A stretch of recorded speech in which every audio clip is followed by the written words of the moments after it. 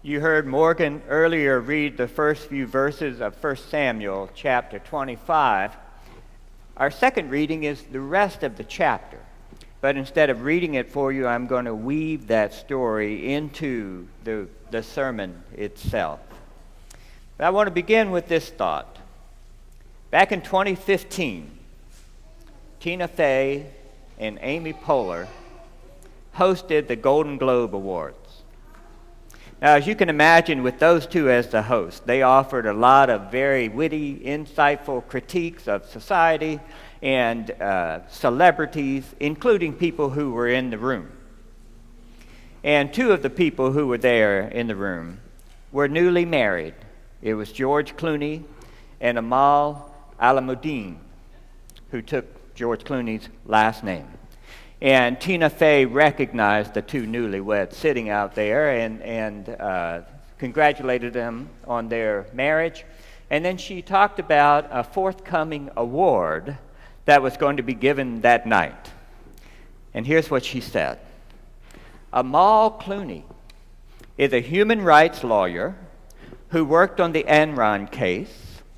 She was an advisor to the former Secretary General of the UN, Kofi Annan, regarding Syria, and she was selected to a 3-person UN commission investigating rules of war violations in the Gaza Strip.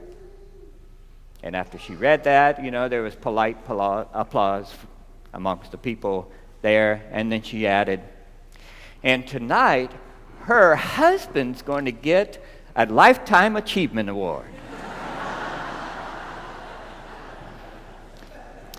It was an observation that earned George Clooney the nickname Trophy Husband on Twitter for quite a while.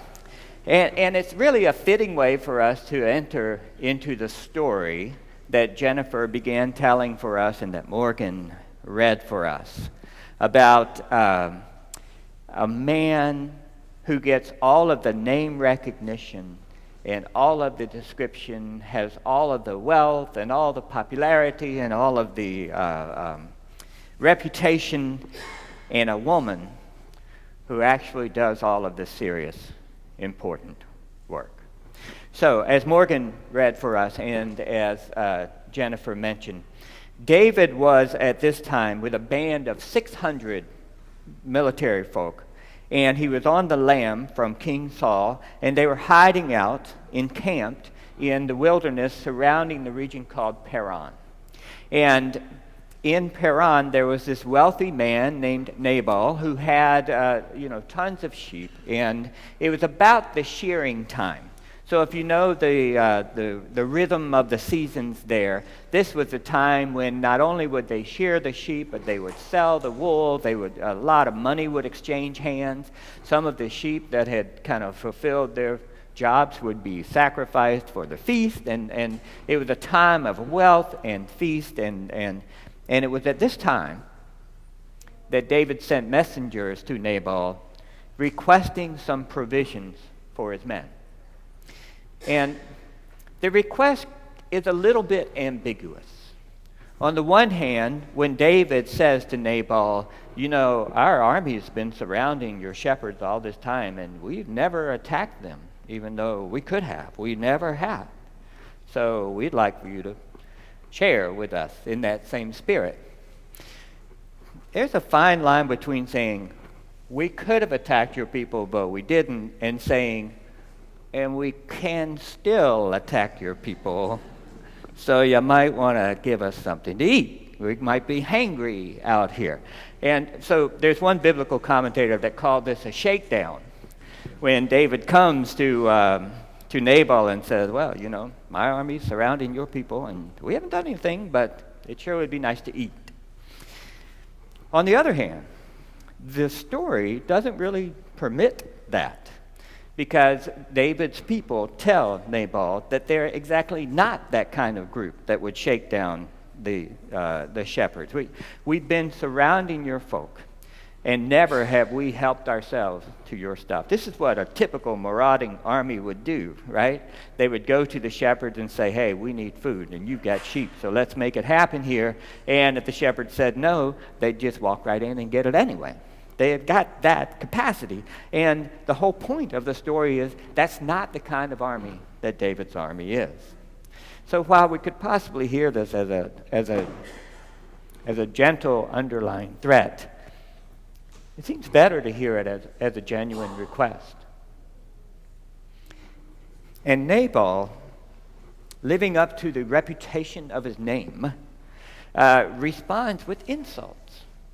With insults. He's politically savvy. He knows who David is. He knows what's going on in the upper echelons of power. He knows that David's on the run. And Nabal just digs in. Why should I share my bread with the likes of you? This is my stuff.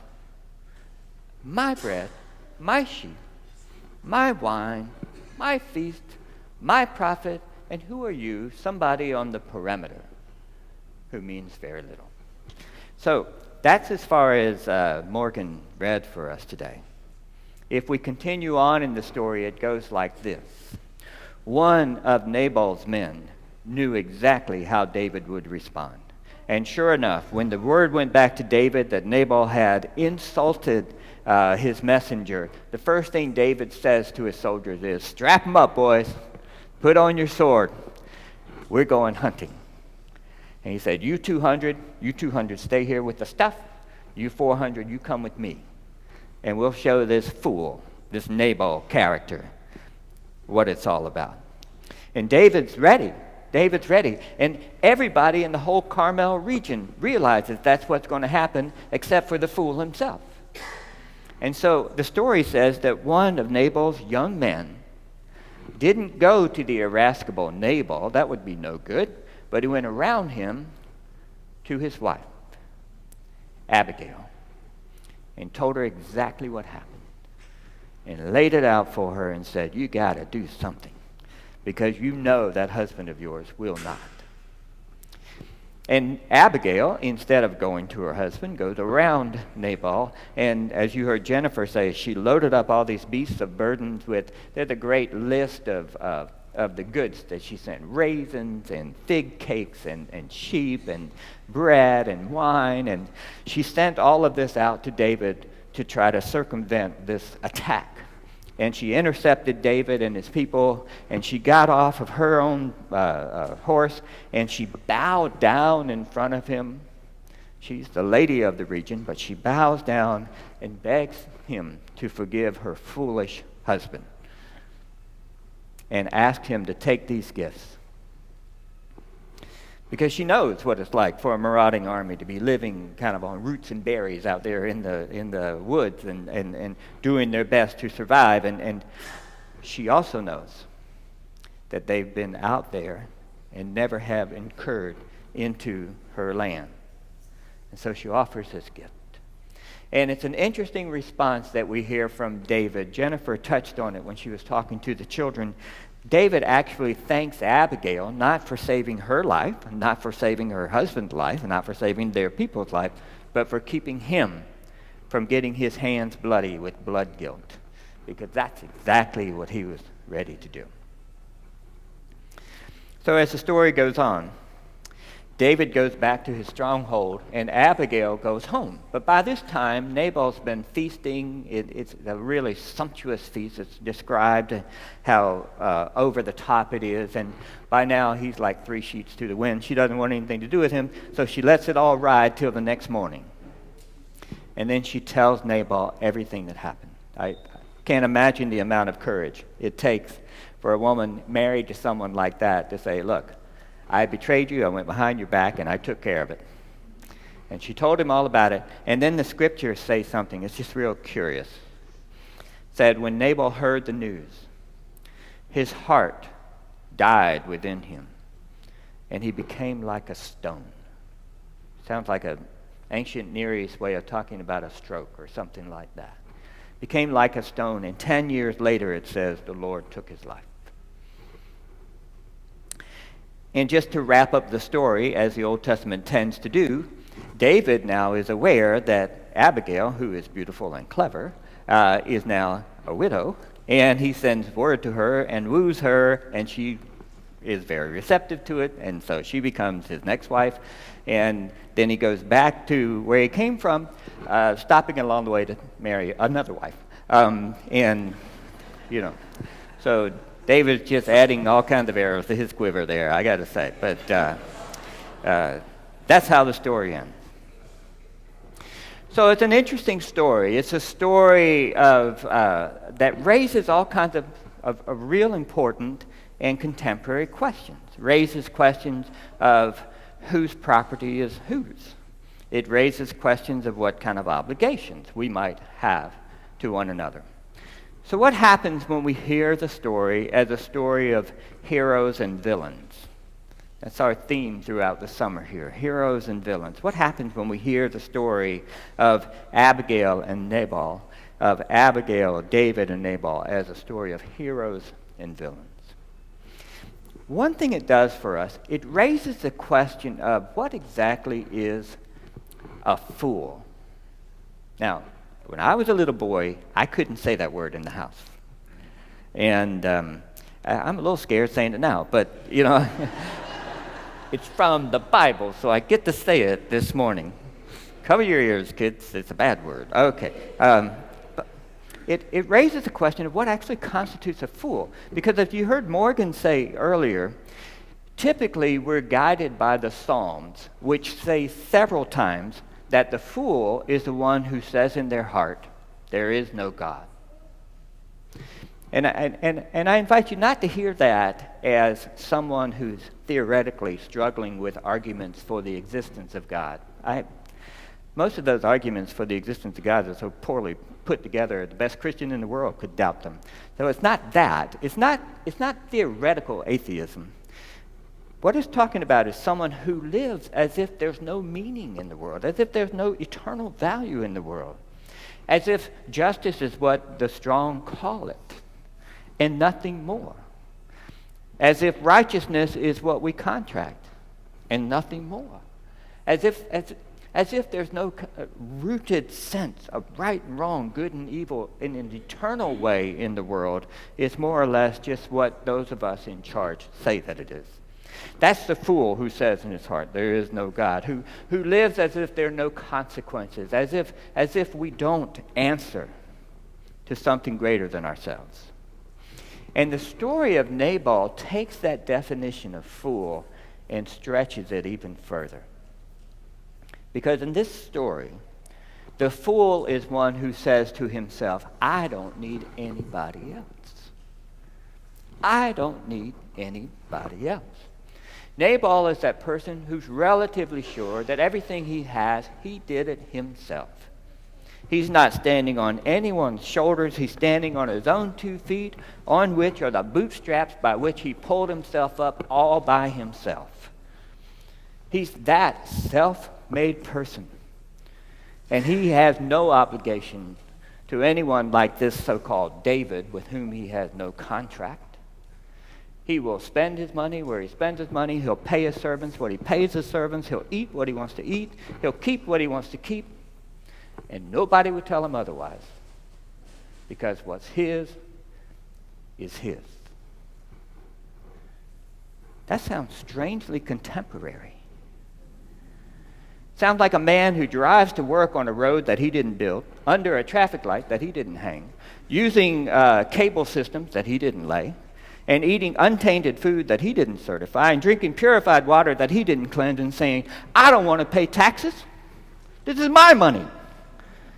As if we live independently in this world. This is the foolishness of Nabal.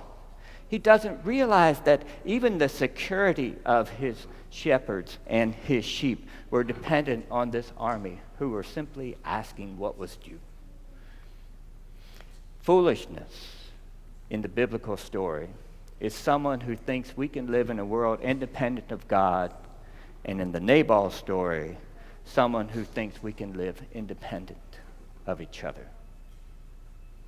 So wisdom in this story is found in Abigail, who knows good and well that this marauding army could have caused them harm and chose not to, who knows good and well that the difficulties of living on the lam like these 600 warriors were, who knows good and well that life is made up of being interdependent, not just with those with whom we enter some kind of formal contractual relationship, but with one another, even those to whom we could argue we owe nothing.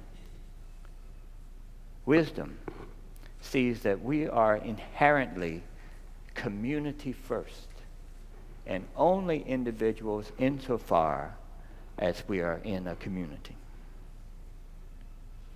This is the hero and villain story of the Old Testament that I think gets closest to the heart of the life and ministry of Jesus Christ.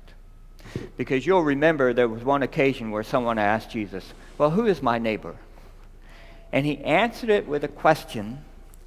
He answered it with a parable about a Jew who had been beaten and left on the side of the road, and about a foreigner Samaritan who was a neighbor by taking care of this bedraggled Jew.